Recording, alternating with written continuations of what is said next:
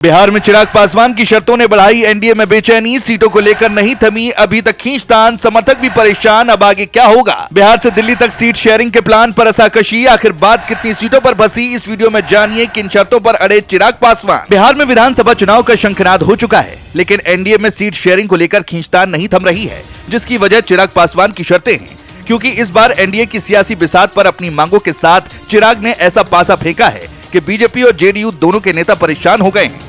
सूत्रों के मुताबिक एनडीए के भीतर बैठकों का दौर लगातार जारी है, कभी पटना तो कभी दिल्ली, लेकिन अंतिम फैसला अभी भी लटका हुआ है। चुनाव आयोग की अधिसूचना जारी हो चुकी है, नामांकन 10 अक्टूबर से शुरू है, पर सीटों पर अब तक अंतिम मोहर नहीं लग पाई, जिसने सियासी तपिश भी बढ़ाई हुई है। ऐसे में सवाल उठता है कि आखिर कौन सी ऐसी शर्तें हैं जिस पर बात अभी अटकी हुई है। चलिए जानते हैं। दरअसल चिराग पासवान ने इस बार सीटों को लेकर खुलकर मोर्चा खोल दिया है।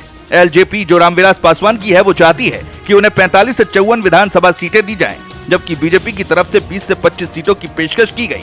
यही वो अंतर है जिसने एनडीए के भीतर तनाव और सस्पेंस दोनों बढ़ा दिए हैं। चिराग की शर्तें भी छोटी नहीं है। उनका कहना है कि जिन 5 लोकसभा सीटों पर उनकी पार्टी ने जीत दर्ज की थी, उन सभी लोकसभा क्षेत्रों में कम से कम 2 विधानसभा सीटें उनकी पार्टी को दी जाएं। यानी सिर्फ इन्हीं सीटों से 10 विधानसभा सीटों की मांग तो तय है, बाकी 15 से 20 सीटें वो अपने प्रदर्शन और संगठन की मजबूती के आधार पर चाहते हैं।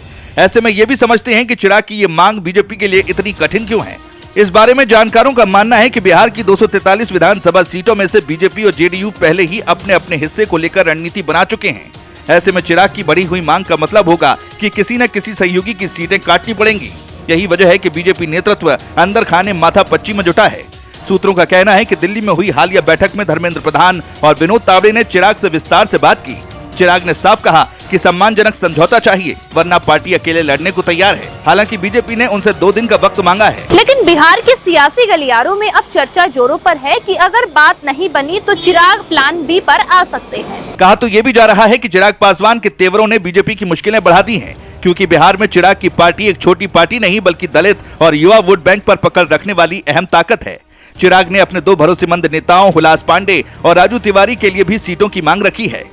ये वही सीटें हैं जो फिलहाल वीआईपी और बीजेपी के पास हैं। यानी चिराग न सिर्फ अपनी पार्टी के लिए बल्कि अपने खास सिपाहियों के लिए भी सुरक्षित मैदान चाहते हैं। राजनीतिक विश्लेषक मानते हैं कि ये उनकी रणनीतिक चाल है। अगर भविष्य में बीजेपी या जेडीयू कमजोर पड़ती है तो एलजेपी बिहार की राजनीति में किंग मेकर बनकर उभर सकती है। वहीं दूसरी ओर एनडीए का एक और घटक जीतन राम मांझी भी 15 सीटों की मांग पर अड़े हैं, जबकि बीजेपी उन्हें सिर्फ 10 सीटें देने को तैयार है। ऐसे में गठबंधन के भीतर सीटों का समीकरण अब और पेचीदा हो गया है। बीजेपी चाहती है कि सब कुछ पटना में ऐलान से पहले तय हो जाए, लेकिन रामविलास पासवान की पुण्यतिथि से पहले ये संभव नहीं दिख रहा। माना जा रहा है कि दिल्ली में एक और अहम बैठक होगी, जिसमें चिराग पासवान, धर्मेंद्र प्रधान और बीजेपी हाईकमान के बीच फाइनल समझौते पर बात होगी। अगर सब कुछ ठीक रहा तो 2 से 3 दिनों में सीटों का ऐलान हो जाएगा, लेकिन अगर बातचीत टूटी तो एनडीए में दरार की सुगबुगाहट तेज हो सकती है। अब आगे क्या होता है, इस पर सबकी निगाहें टिकी हुई है।